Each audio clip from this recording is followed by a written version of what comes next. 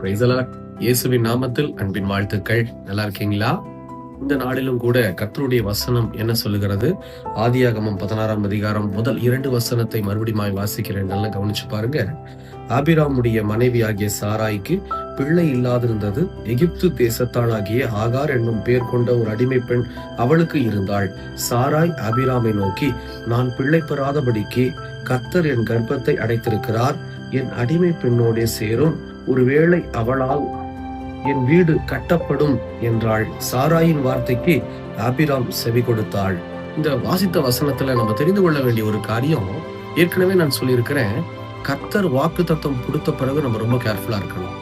ஆபிராமுக்கு இந்த 15ஆம் அதிகாரத்தை நீங்க வாசிச்சு பார்த்தீங்கன்னா தெரியும், வானத்தின் நட்சத்திரங்களை போல பெருக பண்ணுவேன்னு கர்த்தர் வாக்குத்தத்தம் பண்ணுகிறார்.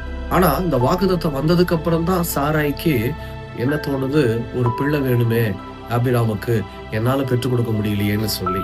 அப்ப நல்ல கவனமா இருந்துக்கணும். வாக்கு தத்தம் வந்த பிறகு நம்மளை குழப்பம் செய்வதற்கு, இந்த வாக்கு தத்தங்களை பெற முடியாம தடை செய்வதற்கோ இல்ல தாமதப்படுத்துவதற்கோ பிசாசு ரொம்ப போராடுவான்.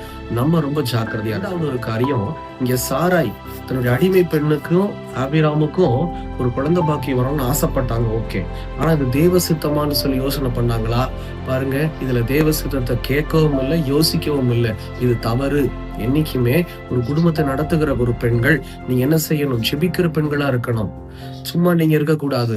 தினந்தோறும் ஜெபிக்கிறீங்களா? தேவ சித்தத்தை உணர்ந்துதான் நீங்க செய்றீங்களா? நீங்க எடுத்து வைக்கிற சின்ன சின்ன காரியம் கூட உங்க கணவரை பாதிக்கும், உங்க பிள்ளைகளை பாதிக்கும், உங்க சந்ததியை பாதிக்கும். அது மட்டும் இல்ல, உங்களுக்கு சம்பந்தம் இல்லாத நபர்களையும் பாதிக்கும். இருக்கும்போது நீங்க கர்த்தருடைய சித்தத்தை அறிந்து கொள்ளாம எந்த ஒரு காரியத்தில் ஈடுபடக்கூடாது.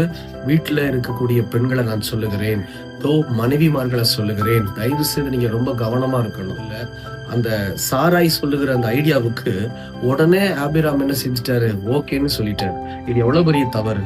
ஏன்னா கர்த்தர் ஆபிராமோட தான் பேசியிருக்கிறாரு, நான் உன்னை வானத்தின் நட்சத்திரங்களை போல பெருக பண்ணுவேன்னு சொல்லி.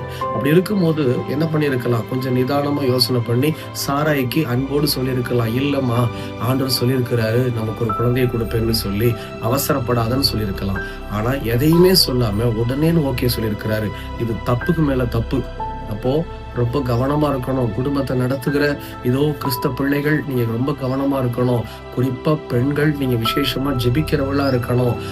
ஆண்கள் எதை சொன்னாலும் தலையாட்டக்கூடாது.